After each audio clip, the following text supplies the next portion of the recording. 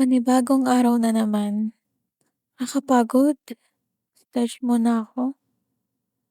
Hmm, hmm, hmm. Huh, grabe. Pasok na naman ako sa school. Sobrang sakit ng katawan ko kahapon. Makaligo na nga. Dali-late na naman ako neto. Lagot na naman ako kay prof.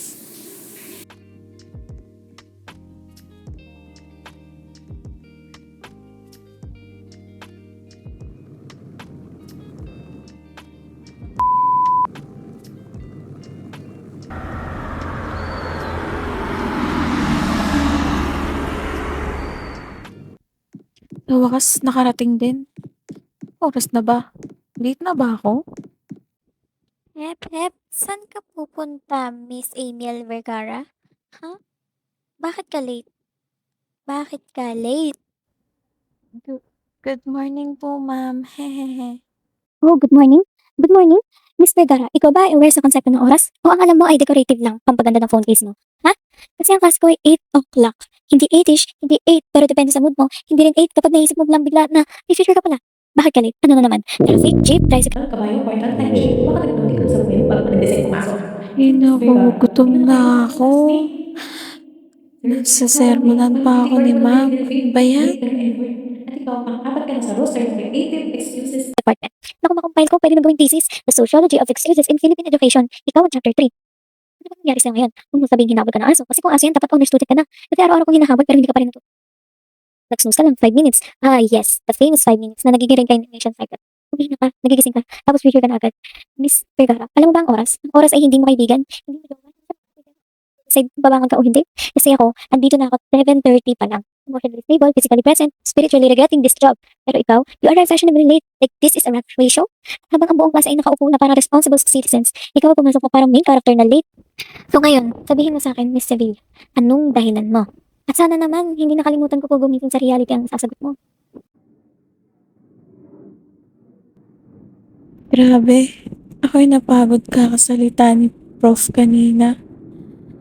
Biruin mo, naubos ng 30 minutes yung oras niya dahil lang kakasermo niya sa akin. Uwian na rin sa wakas. Kaso, magtrabaho pala ako ngayon. Ay, ako na lang lagi napasok mag-isa dito sa shop Ano kaya yung mga kasama ko? Sa susunod, magiging manager na ako sa complete attendance ko. Ay,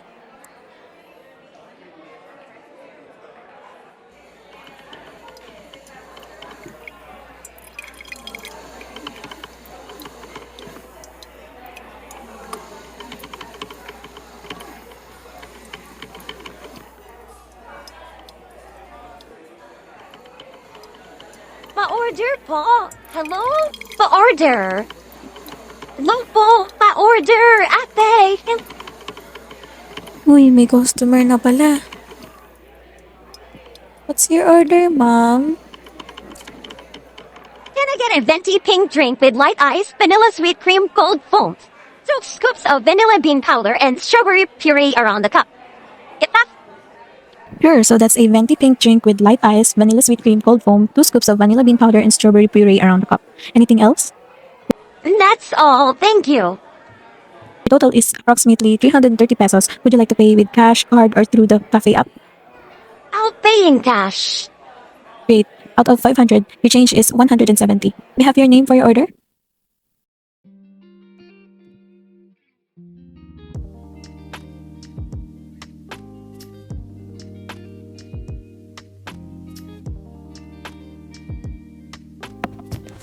Here's your order, ma'am. Ay, sa wakas. Tapos na rin ang shift. Pagod na ako. May mga assignments pa ako. May mga sasakyan pa kaya. Naiwan ko yung bike ko sa school eh. Kasi naman, sobrang madali ko. Ano yung ingay na yun? Saan nanggagaling yun?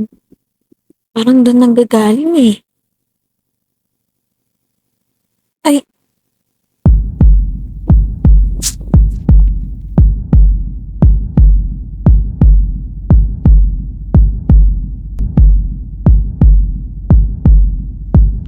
Bamien!